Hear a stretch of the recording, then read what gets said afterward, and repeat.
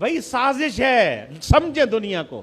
جب صوفیاء نے، اولیاء اللہ نے انگریزوں کے ساتھ جنگ کی نا، انگریزوں کے ساتھ جنگ کرتے ہوئے پہلی صف کے اندر پیر پگاڑا جو ہے نا، پیر پگاڑا، یہ جو ان کا دادا تھا انگریز کے خلاف لڑا، 1,00,000 مرید اس کا لڑتا رہا۔ جب پاکستان علیحدہ کروایا گیا، جماعت علی شاہ صاحب نے فتویٰ دیا ہم نے علیحدہ وطن بنانا ہے، آپ اور آپ کے مرید لڑے، اور اسی طرح جتنے بھی ہمارے بزرگ تھے، اولیاء اللہ تھے، وہ ایک ہی بات کرتے، لاکھوں مرید، لاکھوں ساتھی ساتھ کھڑے ہو جاتے اور جہاد شروع ہو جاتا۔ حضور سرکار غوث اعظم رضی اللہ تعالیٰ جن کی تربیت کی تھی، صلاح الدین ایوبی کے دائیں بائیں بازو بند کر انہوں نے جا کر جناب والا فلسطین کو آزاد کروایا، بیت المقدس کو آزاد کروایا۔ یہ ساری ہسٹری انہوں نے پڑھی ہوئی تھی۔ انہوں نے کیا کیا؟ انہوں نے کہا بہترین طریقہ ہے صوفیاء کو ہی، ان کی تعلیمات کو ہی مشکوک کر دو۔ طریقہ کیا ہے؟ انہوں نے کہا طریقہ یہ ہے، وہابی مانتے نہیں ہیں روحانیت کو، تو ادھر سے وہابیوں کا چڑھاؤ کرو، ادھر سے 2 نمبر پیدا کرو۔ جیسے نبی ایک ہیں،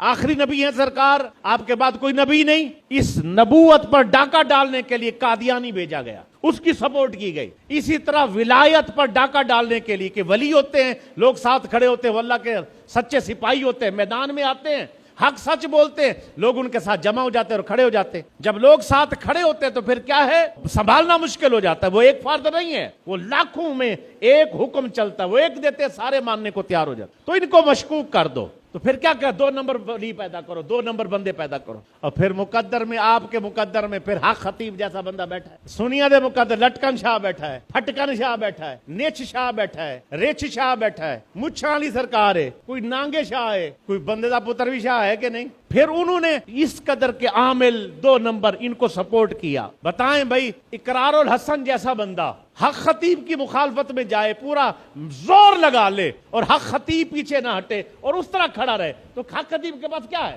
ابھی بھی سمجھ نہیں آتی کہ ان کے پیچھے وہ لوگ ہیں وہ جن کو گرنے نہیں دیتے، جو قادیانیوں کو نہیں گرنے دیتے، جو قادیانیوں کو سپورٹ کرتے ہیں تاکہ دین کمزور ہو جائے، ان کو سپورٹ کرتے ہیں تاکہ اولیاء اللہ سے لوگوں کی نسبت کمزور ہو جائے۔ مدارس پر حملہ کر رہے ہیں، ایک بچے کو کہیں نہ چھوٹی سی جگہ پہ ڈنڈا پڑ جاتا ہے، رولا پڑ جاتا ہے، مارے جا رہے ہیں، جی بہت ظلم ہو رہا ہے، زیادتی ہو رہی ہے۔ ہم نے مدارس بنائے، مراکز موجود ہیں، بہت بڑے بڑے ادارے موجود ہیں، بہترین طریقے سے قرآن پڑھایا جا رہا ہے۔ انہوں نے روکا کوئی بندہ ایسا ہو جو قرآن کی طرف نہ جائے، دین نہ پڑھیں۔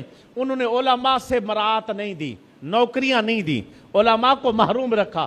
1 روپیہ فنڈ علماء کے لیے نہیں ہے، یونیورسٹیوں کے لیے فنڈ، سکولوں کے لیے فنڈ، کالجوں کے لیے فنڈ۔ استاد ریٹائر ہو جائے 20-20 لاکھ 40-40 لاکھ اس کی پینشن، جب تک زندہ رہے، بوڑھا ہو گیا جا کے بینک سے پینشن نکلوا لے۔ سارے نکلوا رہے ہیں بھائی۔ ایک شیخ الحدیث ہے، ساری زندگی قرآن پڑھایا، دین پڑھایا، 60 سال تک تدریس کی۔ جب دنیا سے گئے، اپنے عقیدت مند، اپنے ساتھی، گورنمنٹ کی طرف سے 1 روپیہ نہیں۔ حضرت مولا علی نے، حضرت عمر رضی اللہ تعالیٰ نے 500 گھروں کو جن کے اندر حافظ موجود ہوتے وظیفہ لگاتے تاکہ لوگ عالم اور حافظ بنے۔ انہوں نے وظیفہ روکا، فنڈ روکا تاکہ لوگوں کی ضرورت پوری نہیں ہوگی اور پیٹ پالنے کے لیے لوگ دائیں بائیں منہ ماریں گے اور دین چھوڑ جائیں گے، لیکن دین پھر بھی چلتا رہا۔ پھر بھی اپنی مدد آپ کے تحت دین کی بنیادیں مضبوط کی اور یہ پیغام آگے بڑھتا رہا، بڑھتا رہا، بڑھتا رہا۔ ان پر ہر طرف کوشش کی ہے، جب ناکام رہے تو پھر کیا کیا؟ پھر انہوں نے کیا اب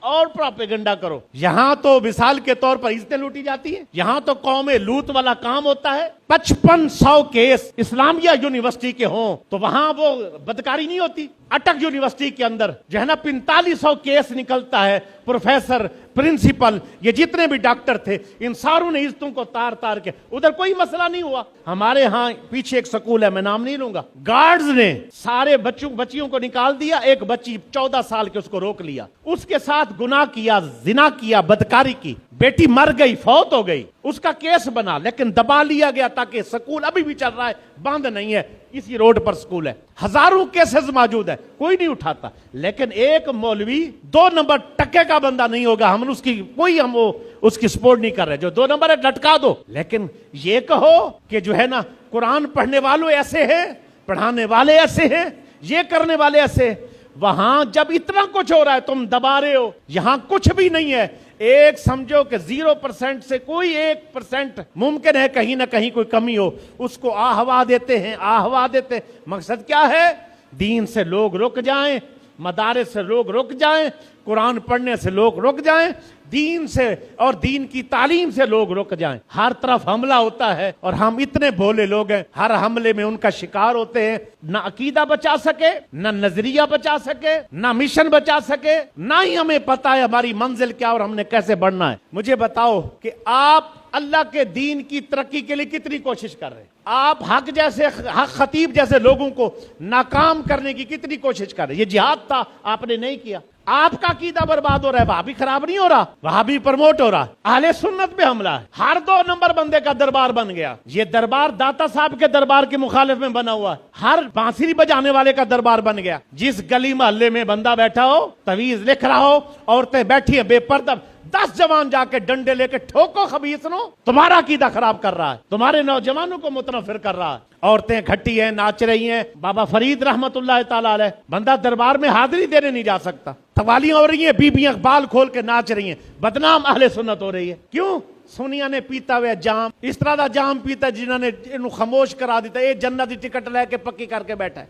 ना भाई ना, ये हमारी जिम्मेदारी बनती है, ये नजरिए पर खड़े होना, नजरिए की दावत देना, नजरियात की हिफाजत करना और आगे इसके लिए मैदान अमल में आना हमारी जिम्मेदारी है। हर बंदे की सलाहियत लगेगी फिर दीन तरक्की करेगा। किसी के पास सलाहियत है मैदान में खड़े होने की, वो मैदान में आए। जिसके पास सलाहियत है बच्चे देने की, अपने बच्चे दे। जिसके पास सलाहियत है माल लगाने की, माल लगाए। जिसके पास वक्त है वक्त लगाए। कुछ भी ना हो, बंदा इकट्ठा भी हो जाए ना, तो लोग देखा देखी भी आ जाते, यार की राशि पे आए, चलो चलो चलो चलो चलो चलो दे विच भी काम हो जाना है। आज हजूर का दीन इस्लाम अल्लाह का पैगाम लुट रहा है, हमले पे हमला है। कभी अंग्रेज करता है, कभी काफिर करता है, कभी मुशरिक करता है, कभी बेदीन करता है, कभी कोई किसी तरह करता है, कोई किसी तरह करता है। अल्लाह के लिए मैदान में आओ, मेल जुल के बैठो, टाइम निकालो, वक्त निकालो। शाह साहब क्या करें? शाह साहब बताएं क्या करें? खतीबों ने उंगलियां कानों में डाली, उम्मत को बर्बाद करके रख दे, कौन बोलेगा? राफजियत इन्होंने फैला दी, खारजियत इन्होंने फैला दी, कहीं क्या फैलाए, कभी क्या फैलाए जा रहे। अहले सुन्नत पर रहम खाओ। आज उम्रे पर जाते हुए एक दर्स सुन के सुनी खराब हो जाता है। इतना कमजोर है तू, तेरी सरकार से निस्बत इतनी कमजोर है, तू इतना कमजोर सुन्नी है, तुझे कोई जहां लगाएगा तो लग जाएगा। नजफ अशरफ गए, वहां शीयत है, और शिया जब वहां अकायद पेश करते हैं वापस शिया होके आ जाता है, सुन्नी शिया होके आ जाता है। उम्रे पे जाए वहां भी होके आ जाता है। अंग्रेजों के यहां जाए तो ईसाई बन के आ जाता है। उसके बाद जर्मनी जाए तो लिबरल बन के आ जाता है। यूरोप पढ़ने जाए तो सेकुलर बन के आ जाता है। तू है क्या? तेरे अंदर कोई अपनी भी हिम्मत है, ताकत है कि नहीं? जब सारे ऐसे गामा बन के फिरोगे, अकीदा नहीं बचेगा।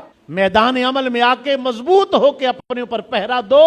मुमकिन है मेरे जुमले सख्त हो, तकलीफ दे हो और परेशान कौन हो, लेकिन हकीकत इसी में है।